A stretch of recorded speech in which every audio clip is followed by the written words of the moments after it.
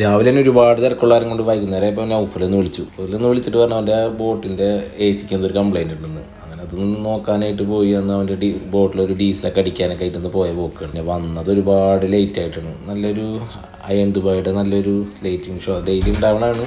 നല്ല അതൊരു അടിപൊളി കാഴ്ചയായിരുന്നു. അത് എന്ന് കണ്ടു കഴിഞ്ഞാലും പുതിയതായിട്ടൊരു കുളിർമ തോന്നും. പിന്നെ അങ്ങനെ ഞങ്ങൾ യാത്ര ആരംഭിച്ച് ഇതാണ് ഈണോക്കിൻ്റെ പമ്പ് പെട്രോൾ ഫില്ല് ചെയ്യണത്. അങ്ങനെ അതൊക്കെ കഴിഞ്ഞ് ഞങ്ങൾ നേരെ ഒന്ന് എനിക്കൊരു പൂതി ഇതൊന്ന് റൈഡ് ചെയ്യണമെന്ന്. ഞാൻ ധർമ്മനോട് ചോദിച്ചു. ധർമ്മനാണ് ഇതിൻ്റെ പൈലറ്റ്.